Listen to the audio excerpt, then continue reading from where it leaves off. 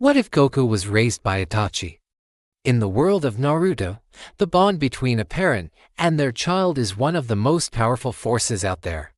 From the playful relationship between Naruto and his father, Minato, to the strong connection between Shikamaru and his father, Shikaku, the impact of parental love and guidance is evident throughout the series. But what happens when this bond is broken? What if Goku was raised by Itachi? Let's find out. The anime opens with a young boy with spiky black hair and an orange jumpsuit running through the forest. He's not just any ordinary kid. It's Goku. But this isn't the Goku we know from Dragon Ball. No, this Goku is a bit different. Instead of being raised by his Grandpa Gohan, he grew up under the watchful eyes of Itachi Uchiha. How did this happen, you might ask? Well, let me catch you up. After the nine-tailed fox attack on Konoha, Itachi found himself alone and disillusioned with the village. Feeling responsible for the suffering it caused, he made a decision to atone for it. But how could he do that? The answer came unexpectedly in the form of a strange orange-haired baby. Turns out this was no ordinary baby. It was Goku, who had somehow ended up in the Naruto universe. With no one else to take care of him, Itachi took it upon himself to raise Goku, becoming both his older brother and father figure. Growing up, Goku had no idea about his true origins. All he knew was that the tall, stoic man with the Sharingan was his big brother and the only family he had. Now, you might be wondering why we chose Itachi to raise Goku. Why not someone like Jiraiya or Kakashi? Well, think about it. Jiraiya was busy being the legendary Saiyan and having his own adventures. Plus, he already had his hands full taking care of Naruto. Kakashi was also busy becoming Hokage and mentoring Team 7. And let us not forget that Goku is a Saiyan, a warrior race known for their incredible strength and destructive tendencies. That's why we believe Itachi was the perfect choice to raise Goku. Not only was he a powerful shinobi, but he also had experience dealing with troubled kids, thanks to his time in Team 7. Plus, he was the only one who could keep up with Goku's boundless energy and curiosity. But how did Itachi balance raising Goku with his duties as a Jonin and later, member of the Akatsuki? Well, that's where things get interesting. You see, Itachi wasn't the type to ask for help. He preferred to shoulder the burden alone. But as Goku grew older and more powerful, Itachi realized he couldn't handle it all by himself. So he reached out to some of his former teammates and friends, asking them to keep an eye on Goku and help out when needed. One of those people was Kurina Yui, who became Goku's first sensei. Under her guidance, Goku learned the basics of ninjutsu and how to control his chakra. She also helped him develop his natural abilities, turning his super strength and speed into actual combat skills. But being a kid with the power of a god isn't easy, especially when you're trying to fit in. You see, while Goku was training hard and mastering new techniques, he was also struggling to understand the world around him. He didn't understand why people were afraid of him or why they treated him differently because of his spiky orange hair and unusual fighting style. And then there were the bullies. Other kids picked on him because they were jealous of his power and couldn't understand why someone so small could be so strong. But Goku didn't let it get to him. He was too busy honing his skills and making new friends. Oh sure, he might have accidentally destroyed a few buildings during training, but that was just a minor setback compared to the progress he was making. As Goku continued to grow, so did the threats he faced. At age 12, he attracted the attention of Orochimaru, the sneaky Sannin who was always looking for powerful people to experiment on. But Goku wasn't an ordinary kid. He could sense danger, and when Orochimaru attacked, he was ready. With a little help from Itachi and his friends, Goku managed to defeat Orochimaru and send him packing. This victory was a turning point for Goku. It showed him that he was strong, but also that he needed to keep honing his skills if he wanted to protect the people he cared about. Now, you might be wondering how the rest of the Naruto characters reacted to Goku's power and presence. Well, some were intrigued, others were suspicious, and some were just plain scared. Naruto, for example, was initially drawn to Goku's cheerful attitude and boundless energy. They quickly became friends, bonding over their love of ramen and their desire to become stronger. Sasuke, on the other hand, was more suspicious of Goku. He couldn't understand why someone from another world would suddenly appear in Konoha, and he couldn't sense any chakra from him.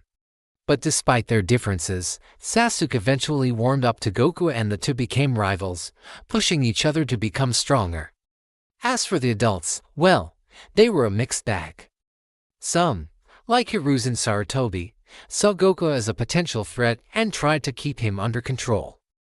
Others, like Tsunade, were more accepting and even offered to train him in medical ninjutsu. But no one understood Goku better than Itachi. He saw the good in Goku, even when others didn't. He knew that Goku's power could be a force for good, and he spent his days teaching Goku how to use his abilities responsibly. Together, they formed an unbreakable bond, a testament to the power of family and the importance of believing in others. When Goku heard this, his eyes widened in surprise. He never knew about his Saiyan heritage or the destruction that befell planet Vegeta. But as he listened to Itachi's stories, he began to understand where his incredible strength came from. He also realized that he wasn't just a normal kid. He was a Saiyan with the potential to become one of the strongest warriors in the universe. But with great power comes great responsibility. Goku knew that he couldn't just go around destroying planets and causing chaos. He had to use his strength to help others and protect the people he cared about. Determined to make the most of his abilities, Goku began to train harder than ever before. Under Itachi's guidance, he mastered new techniques and pushed himself to the limit. But it wasn't easy. There were times when Goku felt like giving up, when the pain and exhaustion were too much to bear. But every time he felt like quitting, he remembered the words his father had spoken to him so long ago. A true warrior doesn't run away from pain. He embraces it and uses it to become stronger. With renewed determination, Goku pushed on. As he trained, Goku couldn't help but notice the similarities between himself and Itachi. They were both outcasts in their own ways, both misunderstood and underestimated by others. But despite their differences, they shared a deep bond that went beyond blood. They were brothers in arms, united by their common goal of protecting the ones they cared about. Together, they faced countless challenges, battling rogue ninja and even taking on dangerous missions outside of Konoha. Through it all, their bond only grew stronger. Goku's incredible power and unique fighting style made him a formidable opponent. But it was his unwavering determination and kindness that truly set him apart.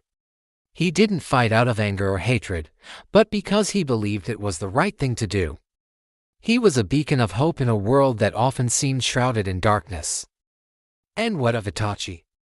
Well, he too grew and changed as he spent time with Goku. The weight of his past and the burden of his clan's legacy had always been heavy on his shoulders. But Goku's infectious optimism and unwavering belief in him gave Itachi the strength to keep going. In many ways, Goku reminded Itachi of the brother he had lost so long ago. And as they trained and fought side by side, Itachi began to heal from the wounds of the past. But their peaceful life together couldn't last forever. As Goku grew older, his Saiyan instincts began to kick in. He started to feel the call of his ancestors, urging him to find other Saiyans and train with them. It was a calling he couldn't ignore, and soon he decided to leave Konoha and search for his roots. Itachi understood Goku's need to find his place in the world, and though he was sad to see his brother leave, he knew it was the right thing to do. He had taught Goku everything he knew, and now it was time for Goku to learn from others. Before saying goodbye, Itachi gifted Goku with a special headband, one that symbolized the bond they shared and the values Itachi wanted Goku to remember. With a heavy heart, Goku put the headband on and set off on his journey. He promised to return someday, but both brothers knew that when he did, he would be a different person, stronger and more powerful than ever before. As Goku disappeared into the distance, Itachi stood alone, watching him go. A single tear rolled down his cheek, a silent farewell from a brother to the brother he never had. But as the sun set over the horizon, casting long shadows across the land, Itachi knew that Goku would be all right. He had the strength, the courage, and the kindness to make his own path in the world. And wherever that path may lead, Itachi would be there in spirit, cheering him on every step of the way. So what if Goku had been raised by Itachi? The answer is a resounding success. The story of Goku and Itachi is one of family, determination, and the power of belief. It is a story that transcends worlds and resonates with all of us who have ever felt like outsiders. It's a reminder that no matter where we come from or what challenges we face, we have the power to create our own destiny. Thank you for watching. If you enjoyed this video, don't forget to subscribe and leave a comment below. We'd love to hear what you thought of the story and which other anime characters you'd like to see in the world of Naruto. Until next time, keep believing in the power of friendship and the importance of family.